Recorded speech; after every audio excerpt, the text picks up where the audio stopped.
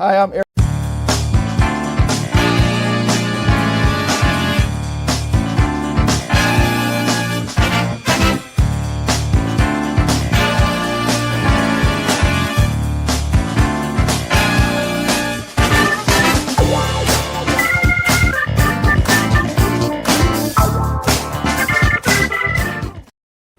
Alrighty, welcome to Detroit in Black and White. I am broadcasting from Tech Town in Detroit, in Midtown here.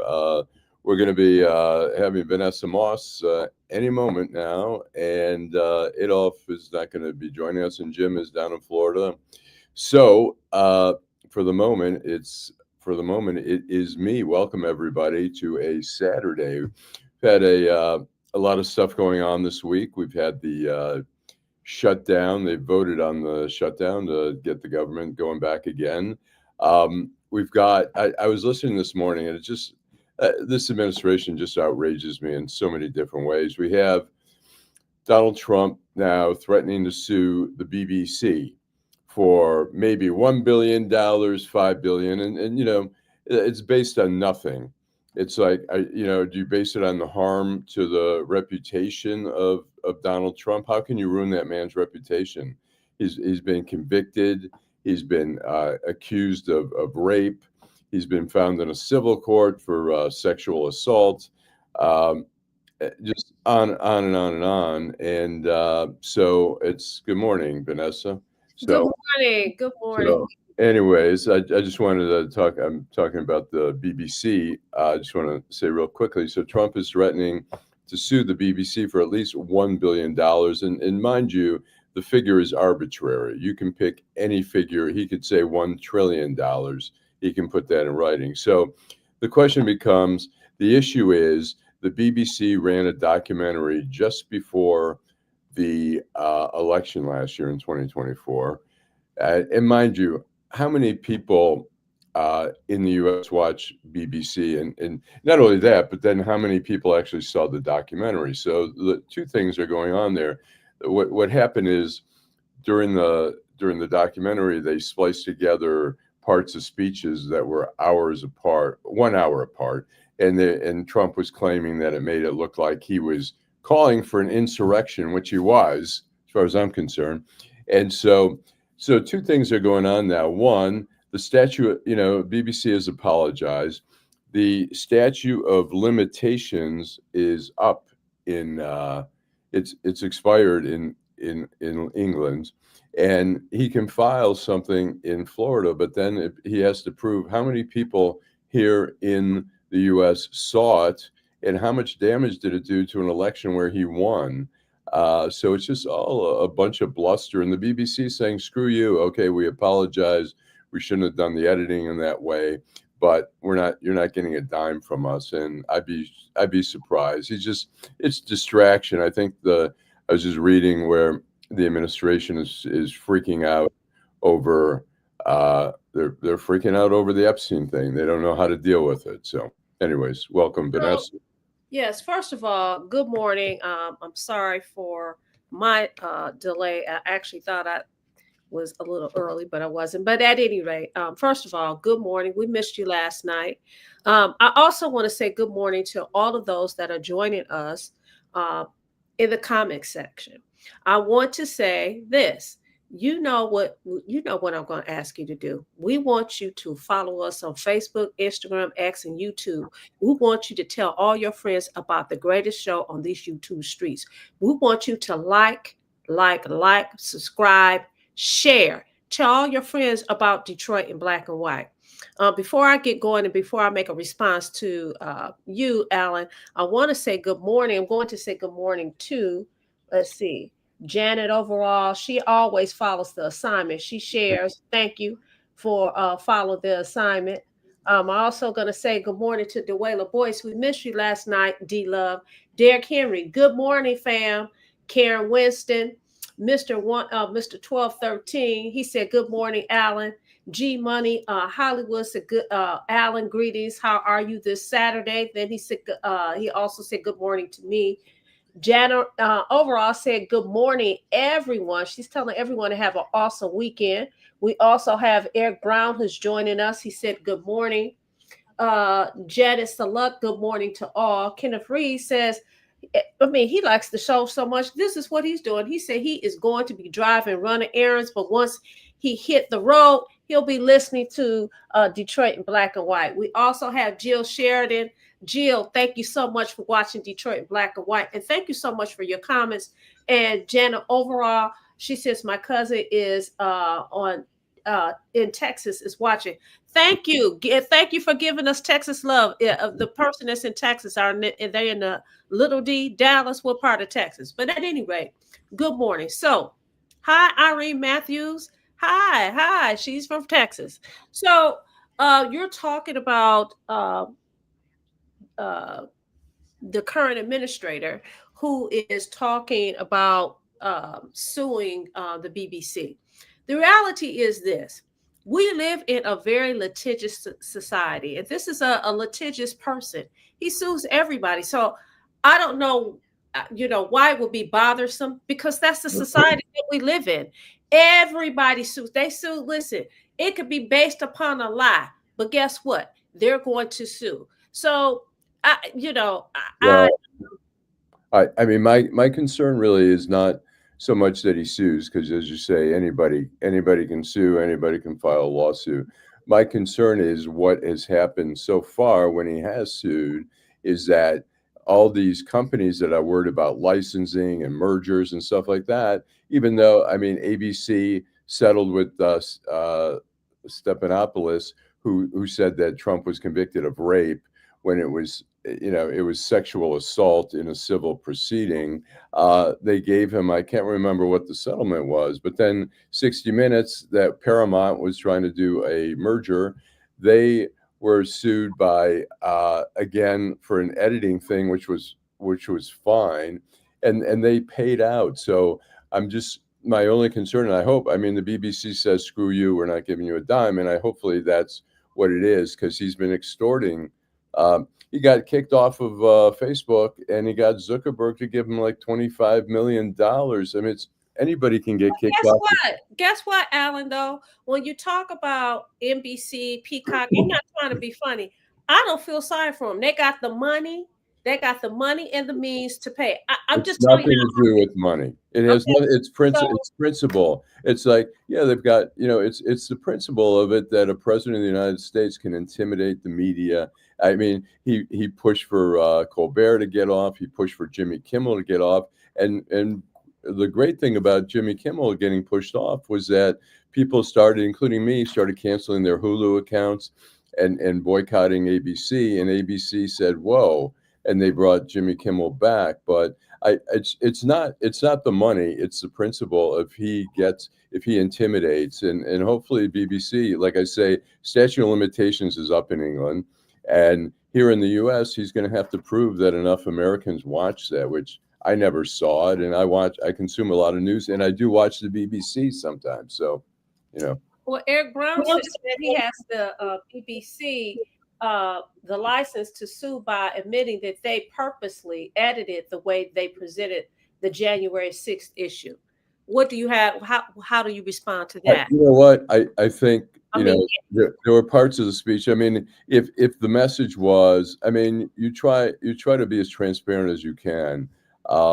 They edited speeches an hour apart, put it together, and some people construed it as being one speech, and that it was a succession of things saying. So it was not the proper thing. Look, we've TV has been editing video for many decades, and sometimes they don't do it right. They should. They obligated. They apologize. But the reality is, yes, he was riling up the troops to go down there. But Eastside Al, you said that they try to be as transparent as they can. Why can't you just be transparent? Why is it they try to be as transparent? No, you should be, but it's an imperfection. I mean, look, somebody edited it improperly. I mean, you try to, when you're doing video, you try to edit it in a way that's not misleading. And it may have been misleading, but I mean, the message is, the same, but they shouldn't have done it that way. But it's, and so they apologized, and I think some people have been fired for it. But So your argument is this: they did it. They weren't as transparent as they should be. It was misleading. So if he wants to sue, let's see what happens. G Money Hollywood says nothing will be done regarding the case. The media needs some ratings and need to get some ratings until they announce a new pandemic or officially declare America's in a recession.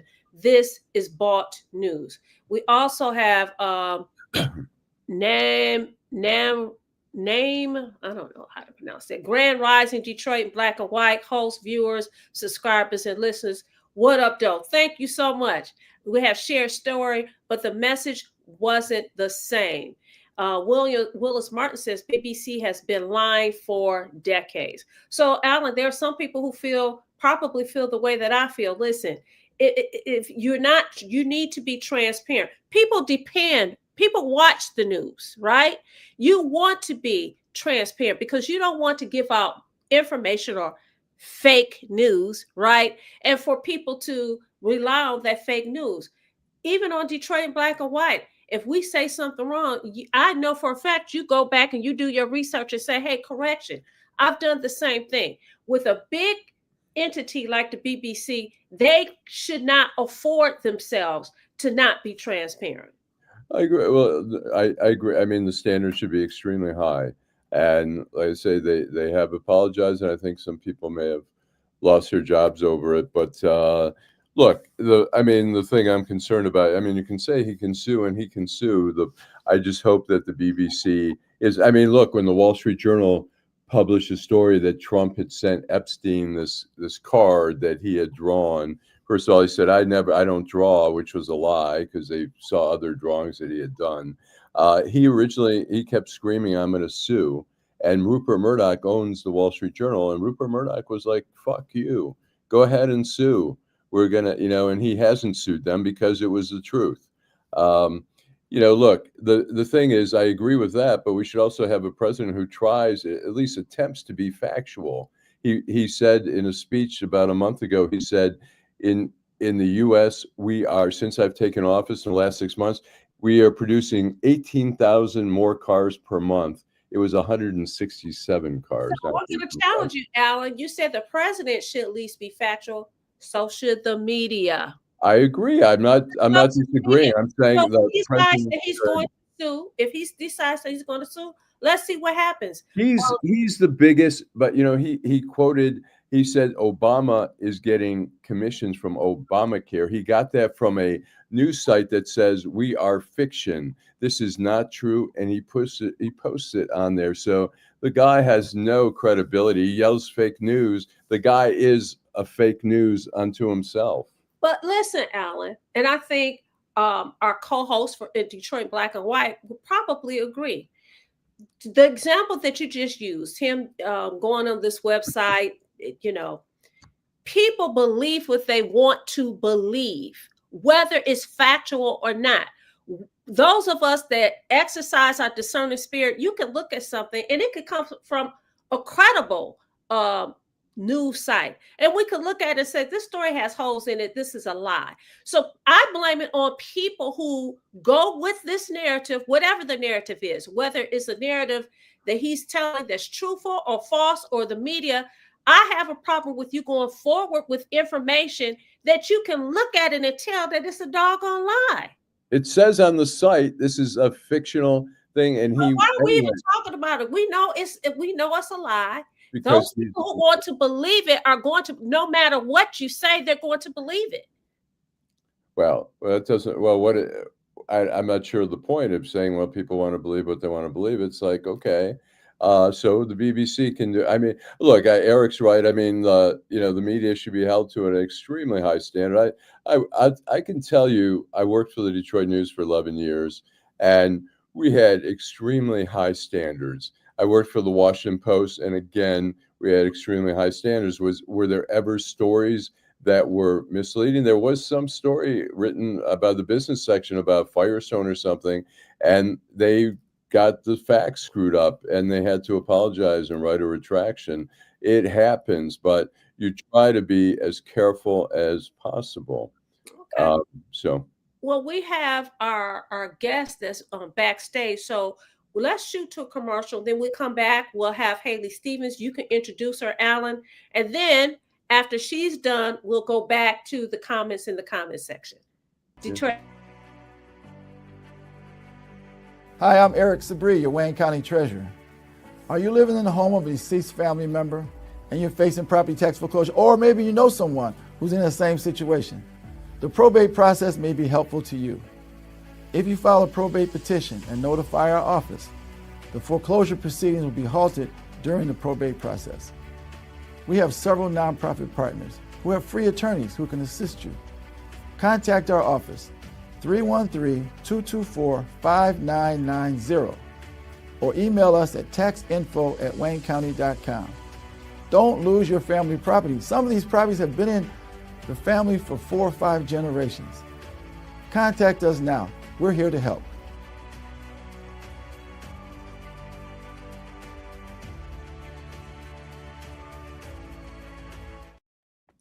okay, welcome back to Detroit in Black and White. It's a Saturday morning. Good morning, everybody, and welcome. We've got Congresswoman Haley Stevens. She is been a Congress member since 2019, and she is now running. She's a Democrat running for the U.S. Senate seat that's going to be opening with Gary Peters leaving. Welcome, Haley. Good morning. Good morning. How are you? We're fine. Good. So let's get into it. We have the shutdown is grinding to a halt, but only temporarily. You voted against you voted against the bill, which basically would reopen the government. Tell us what's going on. And there's another vote supposed to come up in December, and then the funding only goes through January. Are we going to go through another shutdown, or what's your feeling there? Yeah, well, it's certainly a lot of the chaos and uncertainty that just continues to come down from this administration. And unfortunately, the current leadership, the Republican leadership that we have in place, I couldn't vote for the deal because it didn't work for Michigan. And that's the mode that I am going to be in and have always been in terms of looking at the cost of living crisis that we have right now, that people are being priced out of their health insurance, that we didn't get relief on the costs for healthcare. And so, look, because the deal didn't work for Michigan, I didn't vote for it. And of course, there continues to be uncertainty in government funding, but there's also tremendous uncertainty for the working people of Michigan each and every single day. And it's only accelerating because of the challenges that are being brought on by rising healthcare costs. Ms. Stevens, given that the government shutdown is over, there is a halt, how do you feel that your fellow Michiganders feel about it, in light of the fact that their benefits were at a halt and that kind of thing? How do you feel that they feel about that? Well, look, I believe that people are really hurting, and the conversations that I am having with people, where folks are coming up to me, is that their healthcare costs are through the roof, that the grocery bill is higher than it ever has been. I've been writing legislation called No Tariffs on Groceries Act. It's amazing that this administration saw the writing on the wall and took the steps to remove tariffs from some key items that go into our grocery store, like beef. But we've got to see if that actually works. I believe my law should become, or my bill should become the law. That my idea is what's going to work for the people of Michigan and their pocketbooks, and we should be doing everything we can to address rising costs. And those are real solutions that I'm offering each and every single day for the people of Michigan. And you're correct, Vanessa. It's folks' tax dollars that go into the government, and so those tax dollars need to work for you. Let me ask you, obviously, I mean, healthcare was sort of at the center of all this, and healthcare is super expensive for the average American, and is obviously going to be a lot more expensive for those on affordable healthcare. When you talk to, and you get a chance to talk, is there communication with your Republican colleagues, and how do they justify essentially taking away healthcare through either affordable healthcare or through Medicaid? Have you had an opportunity to talk to them, and what are they saying behind, Yeah, it is very well known that in the Senate, they were in the room together for a very long time, and they were at an impasse that no real solution was put to the table. This is a different belief system. And it's also, frankly, triage, because when November 1st hit and open enrollment began, costs were going up 145%. And so that reality is hitting people. This is about small business owners, too. This is about people who are maybe an independent contractor, or they started their dream shop and they're on the open enrollment. And they now are going to see their healthcare costs, their premiums, triple. And it's not going to work. Couples who are in their 60s who are on the open exchange are paying upwards of $1,000 a month now for healthcare. Young people who are feeling some of the effects of this uncertain economy not only are having a hard time finding a job, but if they're trying to start their own thing, it's going to be harder for them to get healthcare or stay on their parents' healthcare if that is the plan. And so we need to meet the urgency of the moment head on. And that's certainly what I'm trying to do each and every single day as a representative for Michigan. This is very much a palpable moment for the state of Michigan. Some of our counties have some of the fastest growing unemployment in the union. We've got a lot of uncertainty just around where the industrial economy is going to go, given that we've got tariffs coming down on even places like Canada. That's squeezing out a lot of tourism dollars. And we're also seeing cuts to manufacturing investments in the tax package that was passed earlier this year. That's also costing us jobs. They have Eric. I was going to read. Eric Brown has a question. I was going to read it as well. Go ahead and read it, then I have a question. Ms. Haley, can you admit that both sides are part of the problem by shaping messages based on speaking to their own base? This is Eric. Well, the base I speak to is the base of Michigan, and that's actually the chief job. Is that I would tell everybody in my 4 terms in the United States Congress that I go there with all the other zip codes all over this country represented, and I get to brag about where we're from. I get to tell our state story.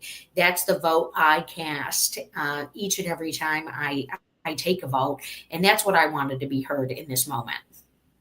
Haley, well, with the Band-Aid, I'll call it a Band-Aid, okay, with the pause and the shutdown, have you spoken to constituents, and do they understand that with this pause, that this whole thing about the healthcare, that it's not going to change overnight, okay? That even if the politicians, the elected officials are able to turn it around, it's going to hurt for at least a year. Have you been able to explain that to people? Do people understand that? Well, that's what I've been communicating, and that's why I didn't vote for the bill. And that's what people here in Michigan were telling me. Absolutely. So let's get into the race here. It's an interesting race here. You just had a poll come out. It's an internal poll showing that you are ahead in the race. Poll? Was it an internal poll? I'm sorry. I have not released any internal polling. Oh, you haven't? Okay. No. Okay. I'm sorry. So anyways, you've got a couple, opponents here, and then you've got Mike Rogers on the other side. Let me jump to Mike Rogers. What did you think when he said he was trying to blame a mysterious white van that showed up on election day for him losing to Alyssa Slotkin? What do you, is that part of the whole Republican sort of playbook to blame losses on unfounded allegations? And I'm being obviously a leading question here, but what do you think about that? Yeah. Look, Mike Rogers is showing each and every single day that he's out of step with the people of Michigan, certainly out of step with the people of Detroit. That's a huge insult to be lobbying over a year later from the election. That those are conspiracy theories that have not served our state well and have created a lot of dangerous rhetoric and, frankly, concern around the belief systems of people running for office. We need to accept free and fair elections. Unlike Mike Rogers, I was in the Capitol on January 6th. I saw the results of the impacts of lies that were spread that led to bad actions and bad actors breaking into the Capitol and seeking to do harm. And it's not acceptable. That's not leadership. And Vanessa just asked that question in a really smart way. Do people understand? And my approach to leadership and public service, which, I've got the heart of a public servant. I got a love letter to the state of Michigan. That's why I'm running for United States Senate. And my cues are taken from the people. That's what's going on for me and my agenda. And of course, as a federally elected official, I have a responsibility to communicate back to voters about all the ins and outs of what's happening in our federal government, and also to be transparent. So it goes both ways, but you can tell that Mike Rogers is spouting lies and bringing conspiracy theories because he's on a losing path for Michigan. So, Haley, we have, as you say, talked to the people, the Michiganders. We have them in the chat. We have one who said that they went to the store to buy some coffee. It cost $38. They can't even, they said they're drinking tea now. These tariffs are ridiculous. And this is from G Money Hollywood. He said a new deal has to be made in the White House. How soon do you think that can be done? Because it appears as if it's like this. And it appears as if both parties are doing this. And it also, and I'm saying for people are saying both parties are doing this. So how realistic is it that we think that we can believe that you can get something done to stop this whole thing? Mm-hmm. Well, people deserve representation and they deserve a voice in the halls of government. And that is what I'm trying to do each and every single day. That's why I saw these increased coffee prices coming a mile away, and why I wrote a bill literally called No Tariffs on Groceries Act. As a federal lawmaker, I have my voice and my vote and my lawmaking ability, and I'm going to use all accordingly. And that's what this moment calls for. Who knows if the Trump administration saw my legislation? I'm in the Capitol. I'm in the other co-equal branch of government, but it sure as heck seems as though they did, because I wrote this months ago. And look, we're living in a cost of living crisis to the tune of the pocketbook is feeling the pinch. The dollar isn't going as far as it could. That needs to be heard and understood. We have housing challenges, automobile prices are going up, and Donald Trump said he couldn't care less if they do. And that's a real problem. And those are the bigger ticket items. Now people have knots in their stomach when they're going to the grocery store. I'm the only person running for United States Senate here in the state of Michigan who is not a millionaire. And I'm going to tell you what, people need to be heard. People's voices need to come to the lawmaking table. And we need to just make sure that our eyes and our ears are really on the lived experiences, like our listener who just chimed in with their lived reality. Right. We also have a viewer who asked you a question. I'm just going to couch in the terms of you running as a Democrat. Democrats really depend on the Black vote, and you running here in Michigan. You're talking about Detroit Black voters. The question is, what are you doing? What will you do for Black voters, for the Black community? Well, and I can tell you what I've done because I've had the privilege of representing Black communities like Pontiac. We have a very special relationship between my public service in the city of Pontiac, and it has led to, and frankly, my relationship with Black communities across Michigan, Southeast Michigan in particular, where my congressional districts have been, has led to some incredible lawmaking. I've written legislation from several terms ago coming out of COVID because I was very alarmed at Black small business ownership and what was taking place as a result of the COVID-19 pandemic, that we had 9 in 10 Black small businesses at risk of closure. And that's not acceptable. And so I wrote legislation to showcase that Black businesses need access to capital, and that we need to continue to utilize the Minority Development Business Administration alongside capital, because we all know what goes into creating a business.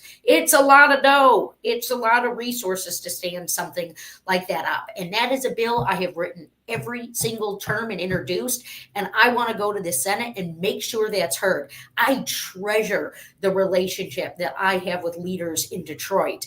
I am so deeply honored to have been endorsed by State Representative, former State House Speaker Joe Tate, a very strong Black leader here in the state of Michigan, alongside 40 members of clergy from faith-based institutions in our Black communities. And this has got to be from the bottom up. Haley Stevens, look, I'm fired up about what's going on in Detroit. We have a story to tell.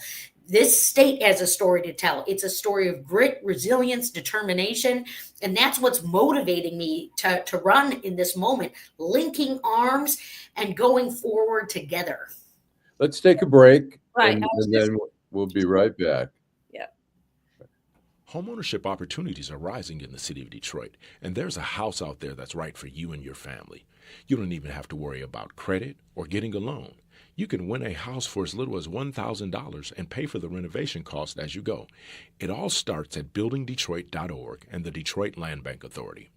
Our auction and Own It Now programs offer a variety of houses and neighborhoods all over the city of Detroit. These homes are in desperate need of repair and new ownership.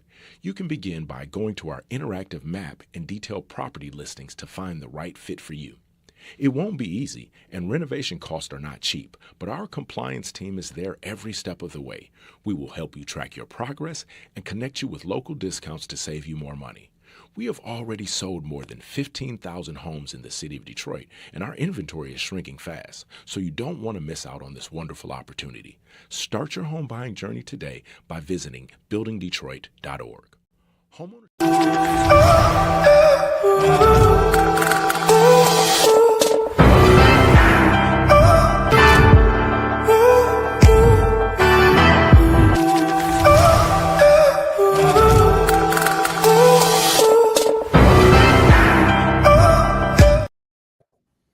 We're back, Detroit in Black and White, our Saturday morning's edition.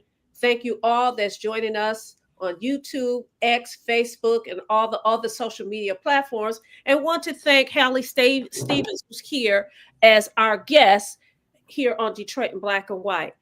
We have someone indicated that things are so healthcare is so expensive that people that are I say seasoned, okay, I don't say senior citizens or anything. The people that are seasoned, that are retired, they find themselves they have to go back to work in order to be able to afford healthcare. So that was just a comment.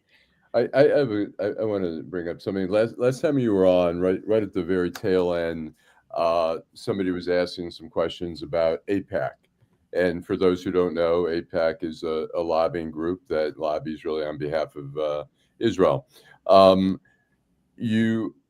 Israel became obviously a hot potato issue in 2024 for Joe Biden and then for Kamala Harris.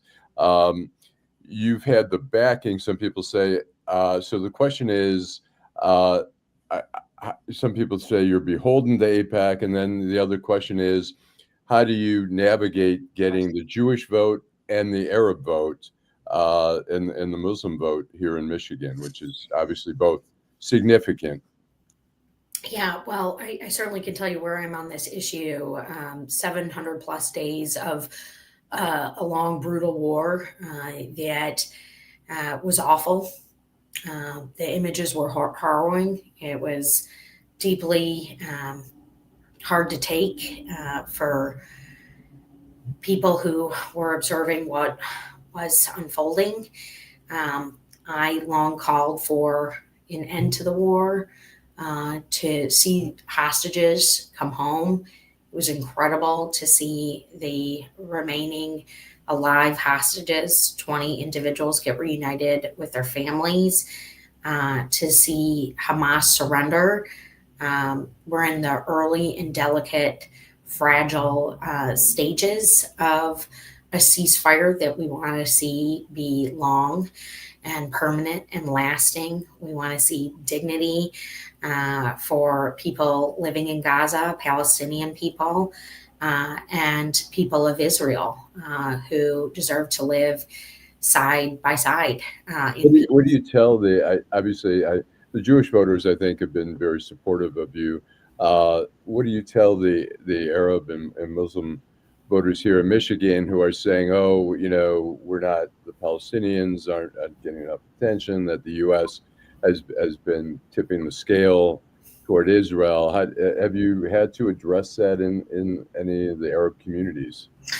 Well, like I said, I wanted to see this war come to an end. I think that we're in some early and promising stages of peace, that I voted for federal aid, humanitarian aid, every chance I could get. I long, stood by calling for hostages of all nationalities and backgrounds to, kind of come,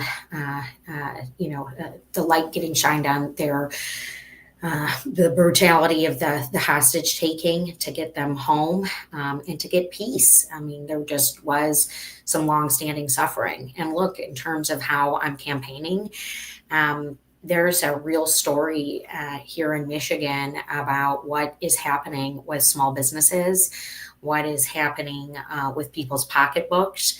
I believe I have the right message for this state and the right vision that is going to speak to all residents of Michigan who are going to come to vote next November.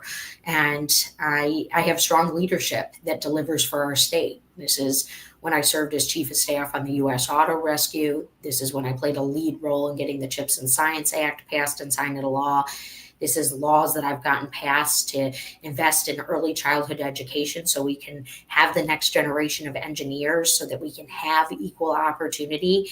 I fight for Michigan and I win for Michigan, and that has been my record. And that is what I'm out here earning every single day as a candidate for United States Senate. Hey, Haley, go ahead. I think we need to wrap it up, but go ahead, Vanessa. I just want to ask this question because I think it's important to our viewers and participants. You talked about how much legislation you have drafted. How many pieces of legislation have you had actually pass and come into law? Look, I was just named one of the most effective lawmakers in Michigan and for the state of Michigan, and one of the most effective Democrats in the House of Representatives. And I have authored last term dozens of bills, some that get put into larger packages, and then some that do get passed. The Senate has frustrated me on a few occasions, Vanessa, because there's some manufacturing and technology bills that I know would be important for Michigan's economy that have been stalled by a couple of actors in the Senate who, when I get to be their colleague, I want to talk to them. That's what I mean about being someone who brings dignity and respect and trust to the lawmaking table for Michigan and able to put my hands down. So, no, it's been an incredible opportunity to represent Michigan's 11th district in the House of Representatives. And I am fired up to be putting up my hand to serve as Michigan's next United States Senator. But to everyone listening, I know I got to earn your vote, and we still got a lot of campaign left. And that's part of what conversations like today's are all about. All right. Yeah. Well, thanks so much for coming by. Good luck on the campaign trail. Obviously, we've got a long time for the election. We'll have to have you back again, and thanks for answering all the questions. Yeah, and by the way, I feel as though this dialogue, which is so representative of the incredible discourse of democracy, we're really shaping up something. So I appreciate that you remembered the previous interview. We've got this one, and hopefully some more in the future. And thank you to everyone listening as well. All right. Thank you so much for coming. We're sure you're going to be back. You have a wonderful holiday season, and we'll see you soon. See you soon. Be safe. All right. That was an interesting interview. We had a lot of comments. I couldn't get to all the comments. And I will say, I think it's important when you run for office that you talk about your resume. She talked about how she's drafted legislation. I think it's important for voters to know what legislation you've written, what legislation has actually become law. So, because that makes a difference. A lot of people see people that are in Congress, and a lot of times they say that they don't do anything. So I think this was the opportunity for her to say, I wrote this piece of legislation, this was adopted, so on and so forth. So hopefully when she comes back, she'll be able to do that.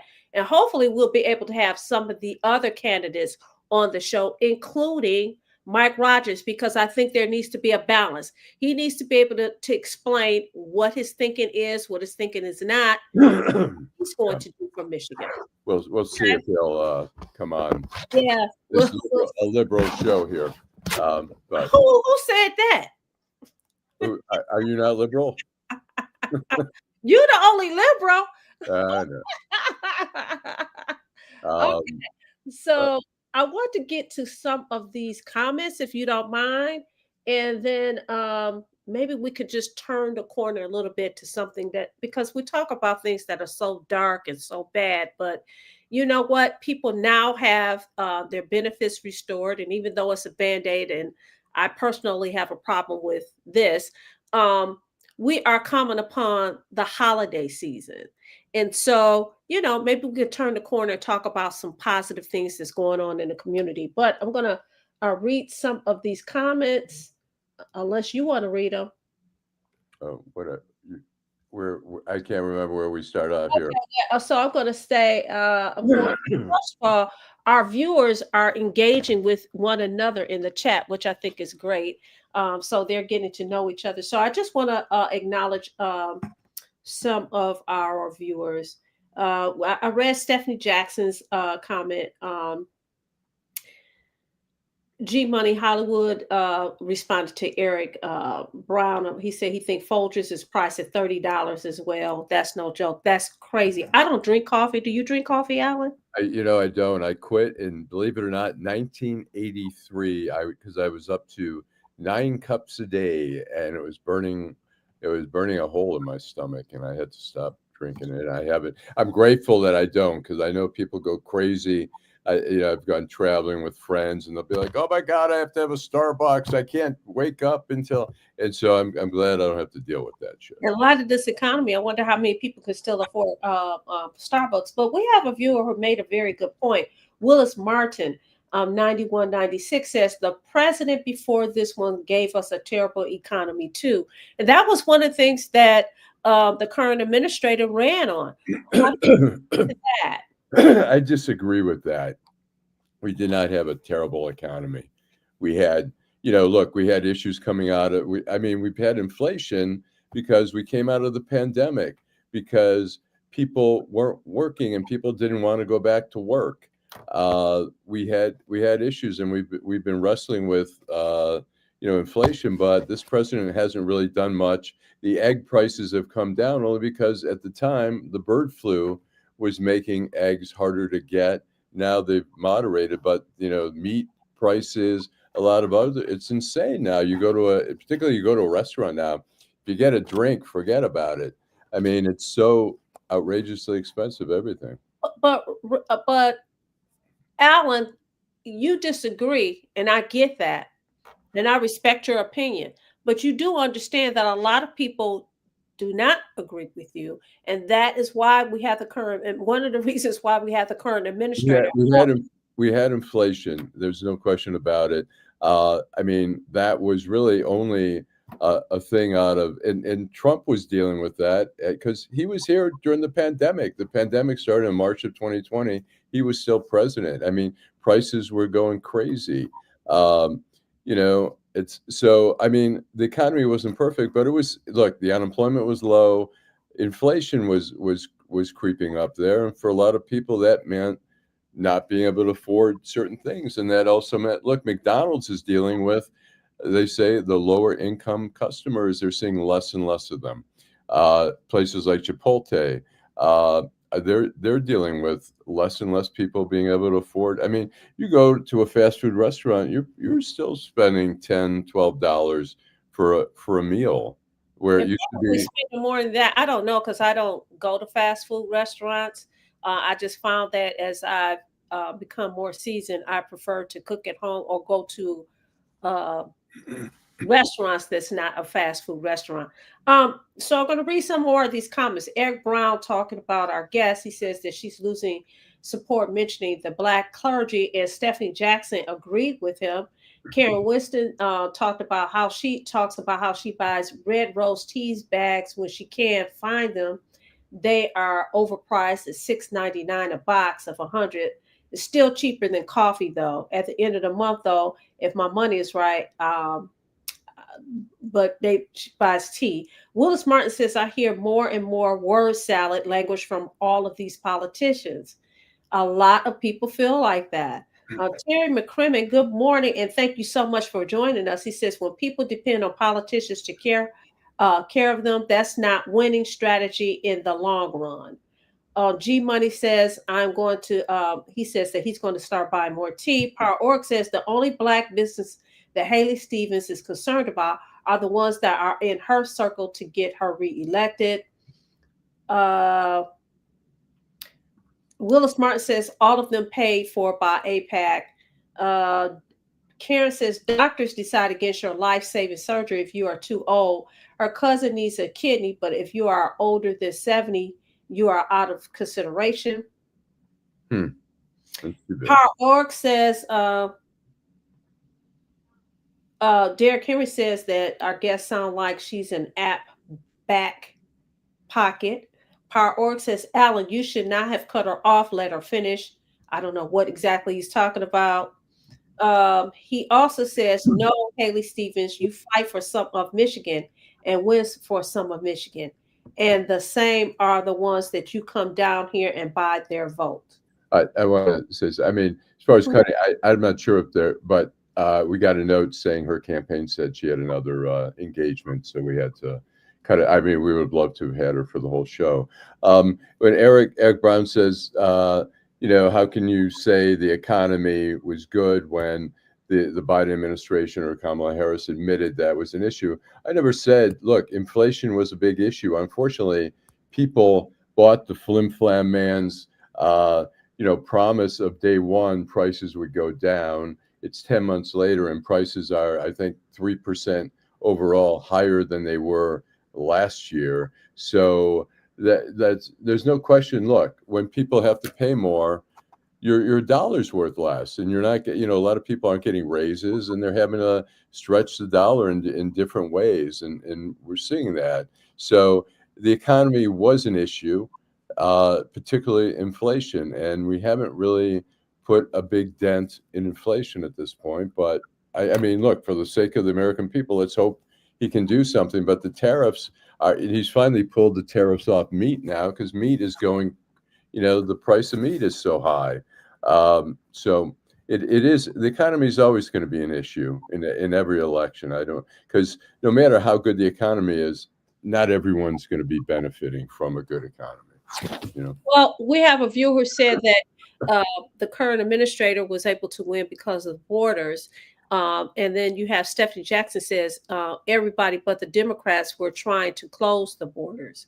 What do you have to say to that? I'll say this: there was a bipartisan bill out of the senator from I believe Louisiana. It was a bipartisan bill to put a lot more people on the border to try to address the issue, and Trump told them don't vote for it. Did Biden could have done a better job with the borders, there's no question about it. But what's happening now is like, yeah, I mean, it's great. We don't want porous borders. We want some law and order there. But what you're doing now is rounding up people, scaring the shit out of people. You're rounding up people who are actually citizens, people who are here legally, people who are seeking asylum. They're going to their court hearings and they're being arrested.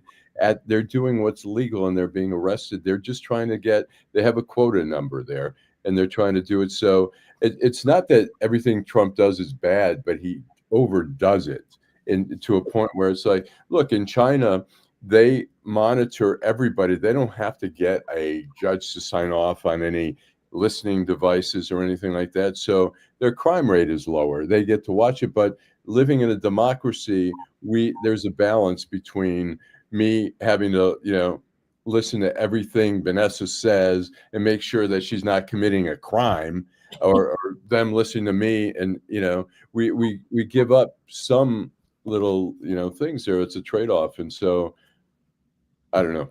So Deborah Harris says she agrees with you about the economy. We also have, there was something Jill Sheridan. Good morning, Jill. She says every time a new administration comes in, it has to right the ship, whether because the banksters tanked the economy or we had a pandemic, the challenge was met and we were put on a better footing. Willis Martin, Mr. 1213 says Willis Martin, Biden lost because he looked bad in the debate. Aronde Stokes says, hello, Allan and crew. He also points out the gas is down and the dollar has no value at all since Nixon. That's a ways back.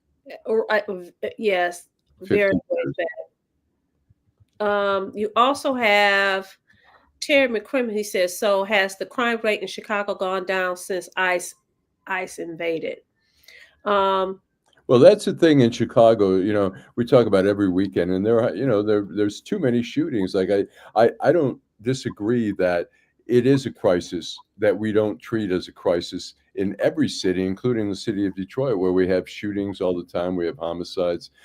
But, to think that the immigrants like in Chicago are committing all those shootings and stuff like that is just not what the reality of it, So Par Org said, I thought was going to turn the conversation, but I want to make sure that we acknowledge participants. Par Org says, Vanessa, anyone viewing or within earshot of this show today should go back and research or pull Haley Stevens' record, then ask the question, has she been fair dealing on behalf of all, and he capitalized the word all Detroiters. That in part was kind of why I asked the question about legislation that she's written and what has she passed, because I think it is very important that people know that a lot of times and you know this, Allan, a lot of times people are running for office. They come in, they talk about where they went to school, where they grew up, what they're going to do. But we need to know what you have done and what you have not done. Listen, I wrote legislation to do this. It didn't pass because of whatever the reason is. But I think that is a part of why there is so much voter apathy, because people feel like we put people in office and they don't do anything. Well, I think the little bit of a difference when you're one of 435 congressional members, then you go to the Senate where there's 100. So you have a little bit more say on what's going on. I mean, every piece of legislation that she writes not only has to get out of committee and then get approved by the House, but then has to get approved by the Senate. And we have to, I think we should have. This, Allan, though, but you do understand this. The average voter does not remember what we learned in elementary school. I'm only a bill. I'm headed to the Capitol Hill. Most people don't even understand that or even remember that. And that is why I think it is important that people who come into the communities, I don't care what community it is, you listen, I'm tired of the glossy papers. I'm tired of, we're going to safely assume that you have graduated from school. You've done these things to put you on this path. We want to know, what have you done? If you've been in office 4 years, what have you done? If you've been in office for 12 years, what have you done? What have you tried to do and it wasn't successful because of X, Y, and Z? A lot of people don't know the process, Allan. You know that. Yeah, well, I agree with that, and we probably have to do a better job of researching before we have the guests on to be able to ask some of those specific questions, because we hear a lot of times people say, "Oh, this person doesn't do anything," when people don't know, we're not following them. So if we don't hear from the news, and the news, when I went to the Detroit News when I first started, which was kind of a little bit outrageous, we had 13 reporters in the Lansing Bureau. It was by far the largest state capitol bureau of any newspaper in America. We eventually got down when they realized it was excessive, but we covered everything. We covered, we would file from our Lansing Bureau sometimes 14 stories in a day. We'd file up to 17, and maybe 14 sometimes would get in where people were able to read it. We don't have that kind of coverage now. Now we have in Lansing, I think maybe the Detroit News has, I know for one for sure, and I think they have two people. The Free Press has one. We have such little coverage. We don't know what's going on. We don't know who's doing what. And then in Washington, the Detroit papers don't really have, I think maybe they have one or two, maybe two Washington reporters and stuff like that. So it's up to us, but we have some other great candidates in the race. They're all good candidates. And we'd like to see him. And Mike Rogers would be great to have him on. I don't know if he'll come on a show like this, but we should ask him. We should ask him to come on. Yeah. I want to acknowledge Bumpy Key Brewster. I've never seen this name before. Bumpy Key Brewster, thank you so much for participating and watching Detroit in Black and White. The comment is the Republicans threw their party away from MAGA, and it's time for all the furthest left Democrats to do the same. Mr. 1213 says Chicago has multiple warring gangs. Janet says, thank you, Vanessa. You're welcome. Paul Ork says, and Vanessa, the answer is no, that she has not been fair dealing regarding Detroiters. Timothy Squire Bay, good morning. Thank you so much for joining. Said, why did it 10 days for Detroiters to know that they had a serial killer on the loose and finally get caught yesterday? You know what? Maybe we could talk about that on Wednesday, and also talk about the guy that's running the barbershop in the back of the doggone school and someone was fatally shot. Was it last night? That's mad. That is wild. Miss Suzuki said, yes, I'm only a bill and I'm sitting here on Capitol Hill. That's how I remember it. I mean, because we saw the commercials every Saturday, School Rock. But a lot of people don't remember that. A lot of people didn't learn that, especially the kids that were born in the 80s, the 90s, the 2000s. Terry, Karen Winston, I forgot what you said. Stephanie Bingo, she agreed with Stephanie.